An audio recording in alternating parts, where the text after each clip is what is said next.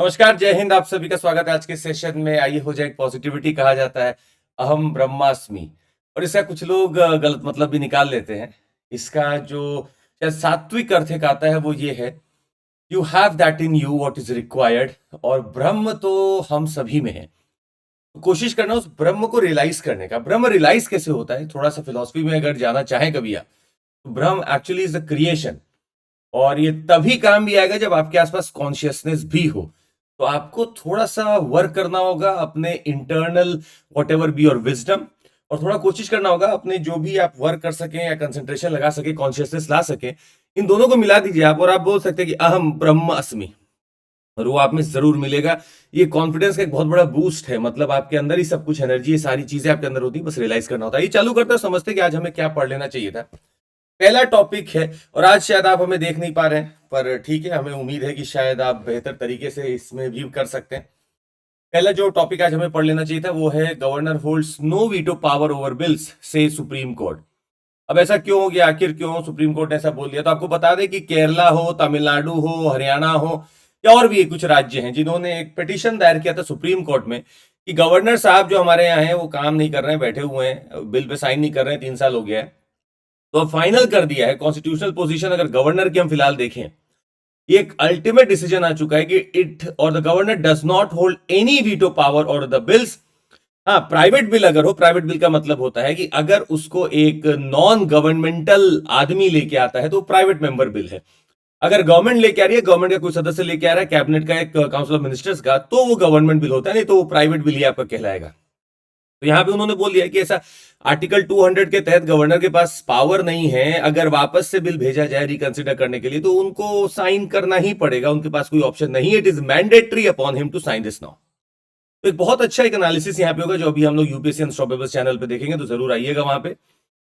दूसरा जो आज हमें पढ़ना चाहिए था, WHO asks China for more info on rise in illness pneumonia clusters. अब वापस से दुविधा चालू हो चुकी है।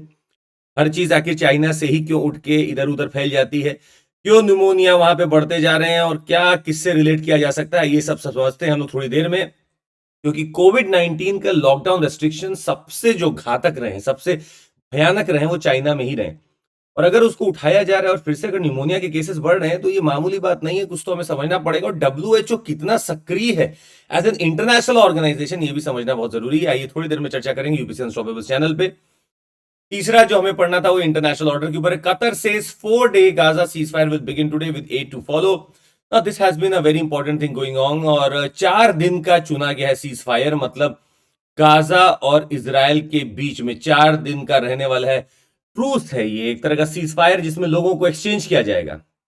ठीक ठाक लोग हैं दोनों ही तरफ, कुछ इसराइल के पास भी है, कुछ गाजा के पास भी है, दोनों ही एक दूसरे से शेयर कर लेंगे अपने लोगों को। तो कम से कम एक जो आइस जो बनी हुई थी बीच में, that should have melted and it has already started now. 14 से 15 हजार लोग मारे जा चुके हैं, और बच्चे ज्यादातर इसमें घायल होते जा रहे हैं, मरते जा रहे हैं। तो ये वॉर को रुकना बहुत जरूरी था, और ये फिलहाल कतर और यूएस की बहुत बड़ी उपलब्धि है जो सामने आया है।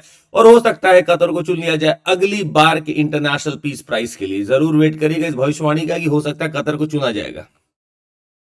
अगला गवर्नेंस के तहत हमें कुछ पढ़ लेना चाहिए था। एमजी नरेगा का जो ऑडिट है crosses 50% local bodies in just 6 states. अगर करप्शन होना ही है और करप्शन को बढ़ावा देना ही है तो आप स्वाभाविक सी बात है ऑडिट मत कराइए, और यही हो रहा है। कुछ राज्यों में तो 20% भी ऑडिट नहीं हो पा रहा है। कुछ राज्य हैं जैसे केरला जिन्होंने बेहतरीन किया है, उनका कवर है 100% ग्राम पंचायत का ऑडिट करवाया गया, सोशल ऑडिट कराया गया, जिसके तहत पता चल सकता है कि एमजी नरेगा वहां कैसा वर्क कर रहा है। बाकी राज्यों को बहुत फर्क नहीं पड़ रहा है और वहां पे कुछ भी ऐसा नहीं हो रहा है, और कहीं तो 1-2% बस ऑडिट किए गए हैं। तो अगर ऐसा होगा तो फंड्स कैसे रिलीज करेगी गवर्नमेंट और कैसे आगे काम चल पाएगा, गवर्नेंस के तहत हमें जरूर समझना चाहिए। अगला टॉपिक है विमेन का। समझिए कितना इंपॉर्टेंट टॉपिक है। Fatima Beevi who was the first woman जज in Supreme Court is now no more with us. अब प्लीज अंडरस्टैंड, कल एक बहुत बड़ा एक हेडिंग हम कहीं पढ़ रहे थे कि वो हमारे साथ अब नहीं है। ये आज हमें पता चला कि वो अभी तक थी हमारे साथ। दैट इज एक्चुअली सरकाज़म कि जुडिशरी में विमेन का स्टेटस क्या है आज। ये डेटा हमारे लिए बड़ा इंपॉर्टेंट है समझना, कि कैसे कोई अंदर आता है जुडिशरी में, अपना स्ट्रगल करता है, समाज से लड़ता है, बहुत चीजें हमारे माइंडसेट में बनी रहती हैं, और उसके बाद वो जाके सुप्रीम कोर्ट का जज बनता है। तो हमें जरूर समझ लेना चाहिए। तो बड़ा इंपॉर्टेंट टॉपिक था ये आज आपके लिए, बहुत सारे डेटा है मेरे पास। तो यूपीएससी अनस्टॉपेबल चैनल पे जरूर आइएगा देखने के लिए इसको। और इंडिया इक्विटी डिमांड COP 28 में बिल्कुल होगी। क्लाइमेट चेंज का मेरा थीम है और इंडिया ने एक चीज बहुत क्लियर कर दी है कि हमारा पर कैपिटा कार्बन फुटप्रिंट बहुत कम है, हम इसको बढ़ाएंगे। और भले ही डेवलप्ड कंट्री कुछ भी बोले, वो पैसा तो वैसे भी नहीं देने वाली है, पर वो कुछ भी बोले, हम अपना जो भी एमिशन है उसको हम पीक पे लेकर जाएंगे as per our population, and then we will try to go down. तो this is very much clear cut from our side and must be clear. तो यही हम लोग को चीज आज डिस्कस करनी थी। मिलते हैं आपसे कुछ ही देर में यूपीएससी अनस्टॉपेबल चैनल पे। तब तक के लिए अपना ध्यान रखिएगा और आपको बता दें, निरंतरता ही सफलता की कुंजी है। जो निरंतर है वही सफल है। आपको बस निरंतर रहना है, सफलता खुद आ जाएगी। टेक केयर, जय हिंद। और आपको जुड़ना है टेलीग्राम से, तो आपको बताया था चंद्रमौली SIR, जिसको आप ज्वाइन कर सकते हैं।